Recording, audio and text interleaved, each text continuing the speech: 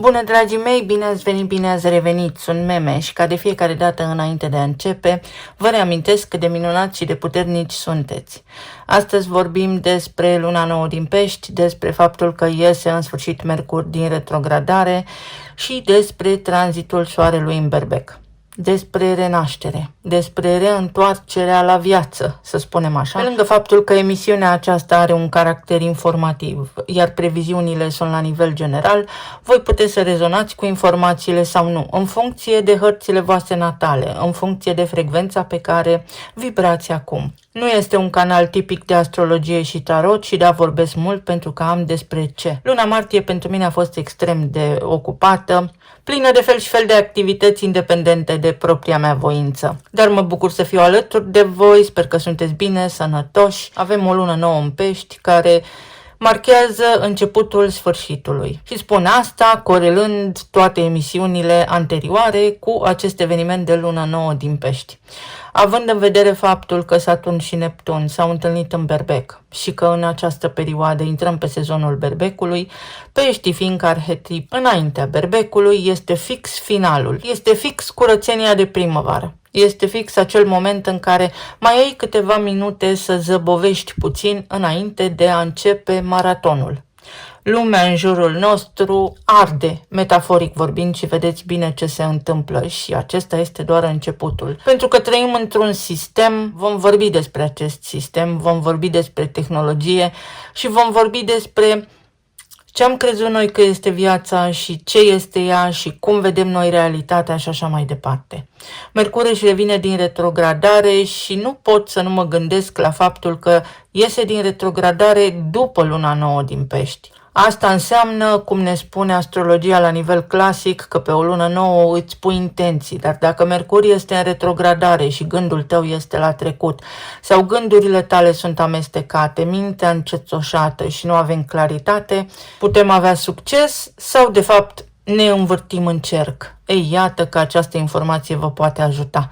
Să fiți foarte realiști și foarte coerenți în setarea intențiilor, în trasarea noilor direcții pe care le doriți în această viață, pentru că s-ar putea să vă învârtiți în buclă, s-ar putea să fiți prinși într-un tipar. De ce? Pentru că asta face creierul, ne ține în modul supraviețuire și ne îndreaptă între lucruri cu care suntem deja obișnuiți. Tocmai de aceea foarte mulți oameni nu reușesc să își depășească condiția în această viață. Intră și soarele în Berbec, începe noul an astrologic, vine primăvara, totul înflorește. Dar în ce direcție înflorește și în ce direcție suntem trași? Sigur că avem și vești bune. Vestea bună este că marea majoritate a planetelor și-au reluat mersul direct. Jupiter în Rac și-a făcut foarte mult timp de cap.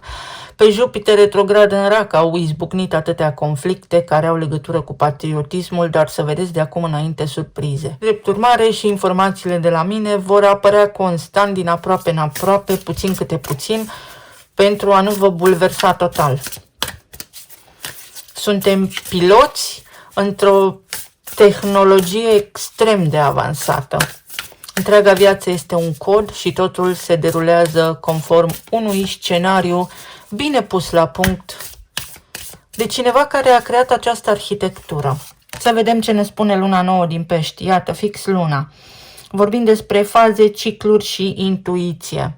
Despre faptul că mesajul se repetă, desigur, așa cum ne-am obișnuit.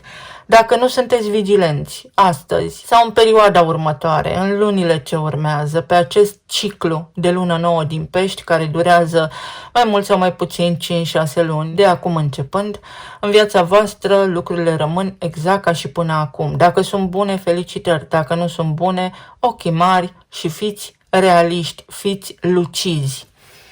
Mercur iese din retrogradare în Pești și aici vorbim despre arhetipul apă, apele de sus și apele de jos. Vorbim despre adâncuri, despre oceane, despre cele oceane în care nu știm ce există, știm doar ceea ce am văzut la televizor, însă nu avem o certitudine. Noi, oamenii de rând, acele oceane ne vor surprinde cândva. Deci, posibilitatea să preiei controlul asupra unor acțiuni, asupra unor provocări, asupra unor lucruri pe care vrei să le faci, asupra unor proiecte, pentru că ai această capacitate. Vorbim despre integrare, despre Capacitatea de a manevra, de a manipula, de a lucra cu energia, de a-ți rescrie codul sau de a interveni punctual în situațiile de viață care ți-au creat disconfort. Ai această capacitate, nu ești neputincios și nu ești o victimă. Se anunță o perioadă destul de activă, asta este cert. Oamenii trec printr-o transformare și avem aici o cană de ceai. În general, ceaiul se bea pentru detoxifiere, pentru a-ți ajuta splina, pentru metabolism mai bun. Ceaiul are la bază plante medicinale, deci posibilitatea de a te vindeca. Poate fi o terapie alternativă sau poate fi vorba despre natural, despre lucruri care anterior te-au intoxicat și pe care acum le poți vedea cu adevărat ca ceea ce sunt.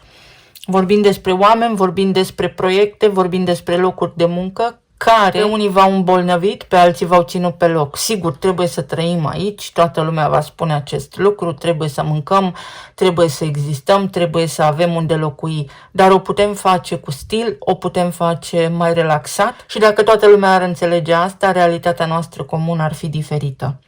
Răbdare și încredere. Un moment de relaxare, un moment de tihnă. Atunci când te oprești în loc, atunci viața se întâmplă pentru tine, nu când alergi tu după anumite lucruri. Poate fi o invitație în oraș, poate fi un moment în care te relaxezi cu un duș bun, cu o baie, cu săruri. Să vedem pe zona de plan material, în relații și la nivel emoțional ce ne spune energia.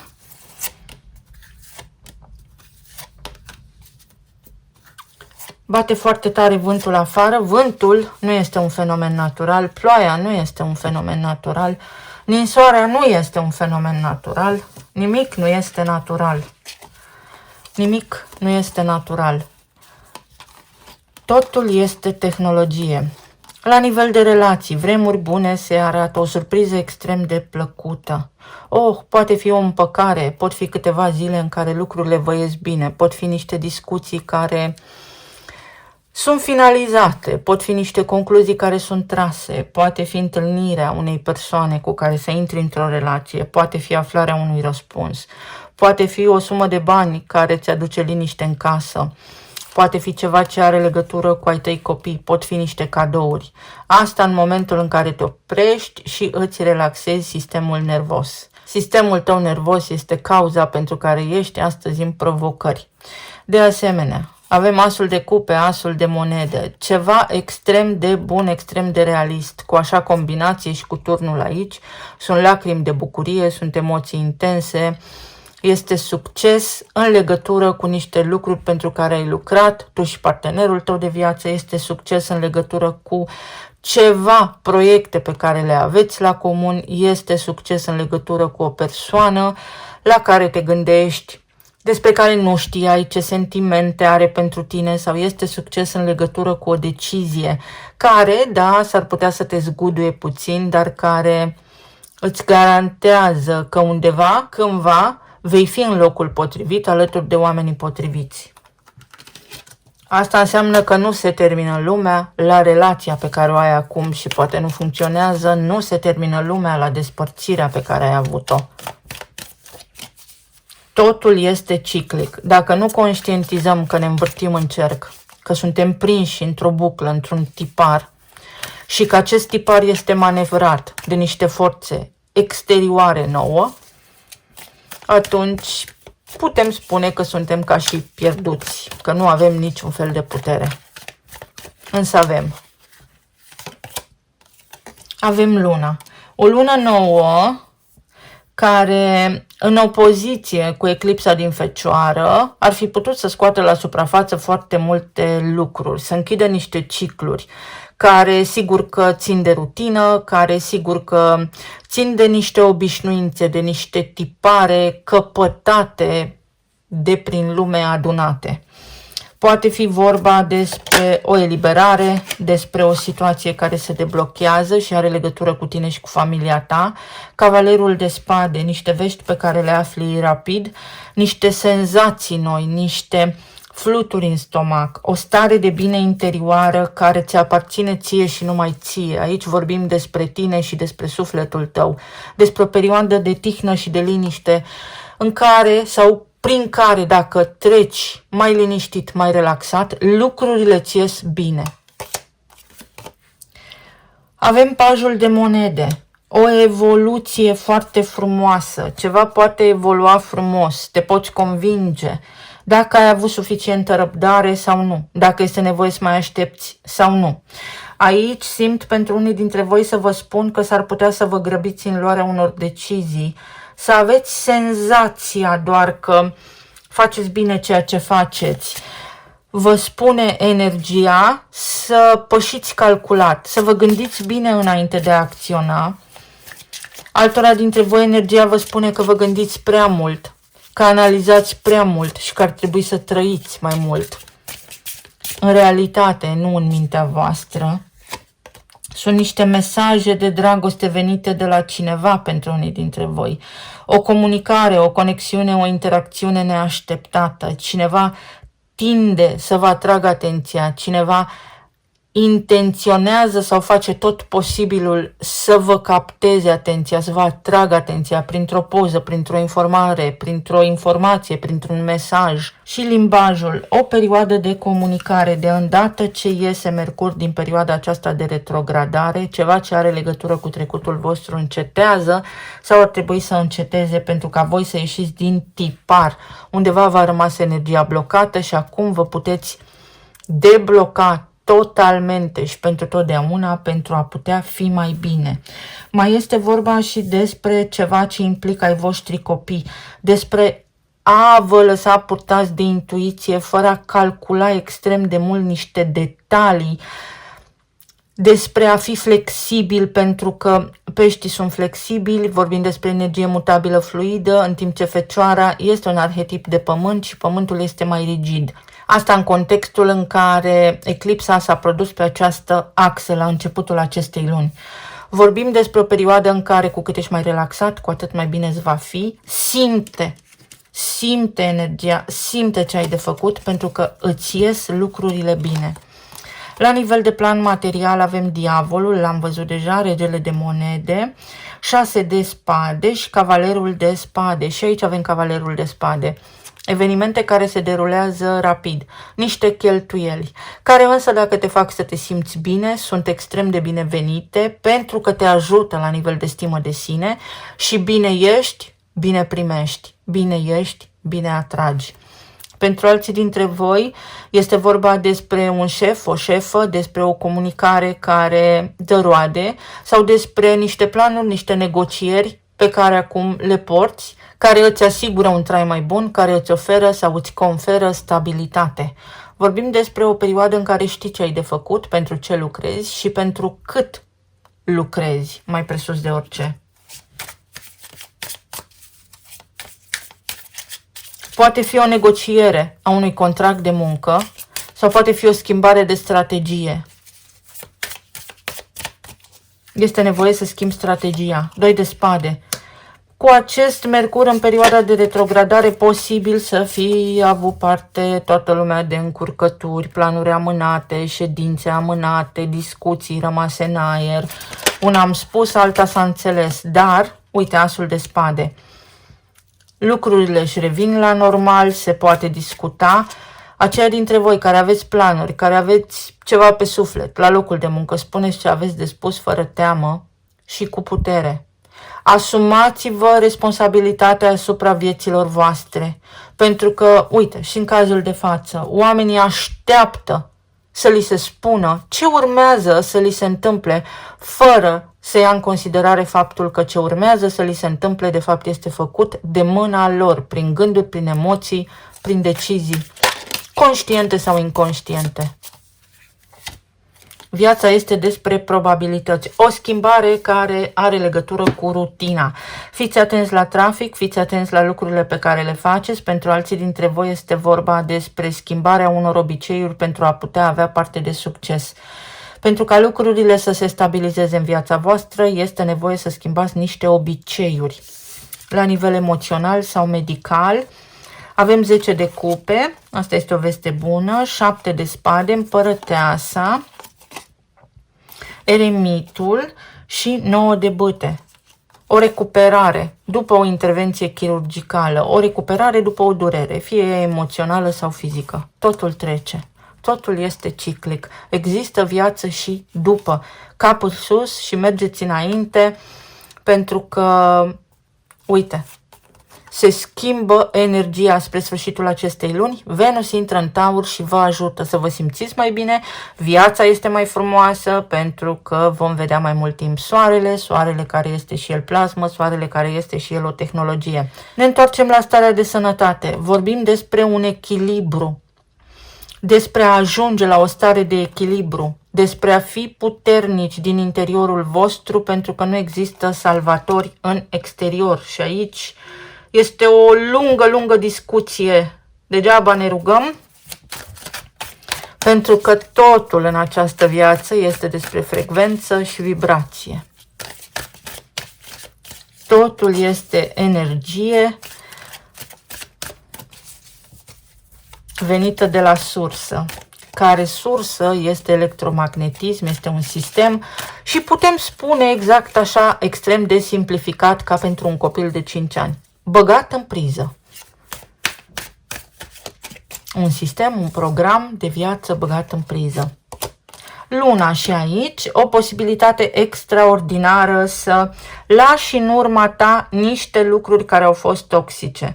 O posibilitate să te vindeci, să te regenerezi, atenție la limfă. Trebuie curățată limfa, ori prin masaj, ori prin mișcare, ori prin a-ți ajuta de fapt splina, pentru că așa îți pornești motorul în corp. 7 de bâte. Tu singur poți rezolva niște lucruri. De asemenea, este aici cineva care te ajută, luptă pentru tine în cazul în care te gândești dacă cineva vrea să plece sau nu. Persoana asta rămâne pe poziții.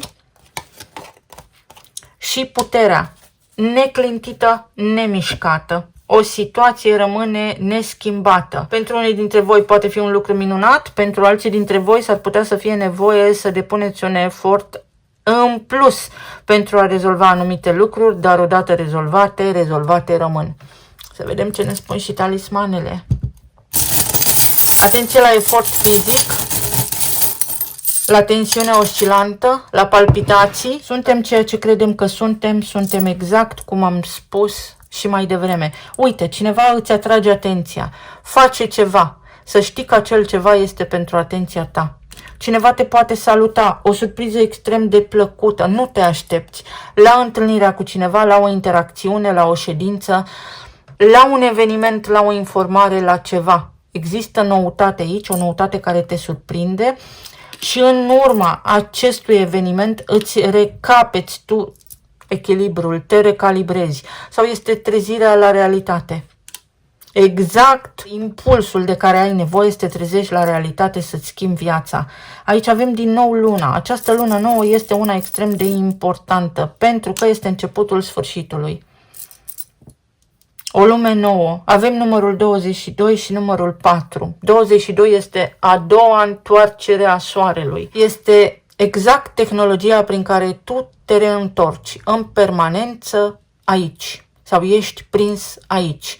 Ori ești prins într-o poveste pentru care merită să lupți, ori ești prins într-o poveste unde nu ești obiectiv și acum poți vedea cu mai multă claritate ce ai de făcut în perioada ce urmează. Prietenii nu mint, o intervenție, un sfat bun din partea cuiva care te ajută, uite, un sfat înțelept din partea cuiva care te ajută să îți redobândești echilibrul, să fii mai prosper, să rezolvă ceva ce poate a început în perioada sărbătorilor sau sărbătorești ceva. O vacanță, o excursie, un dialog, o conversație cu cineva te ajută, îți dă aripi. Chintă royală, ai mâna câștigătoare. fii atent, nu te lăsa păcălit, gândește cu obiectivitate, pentru că poți ieși dintr-o încurcătură, poți depăși un obstacol, nu este totul pierdut.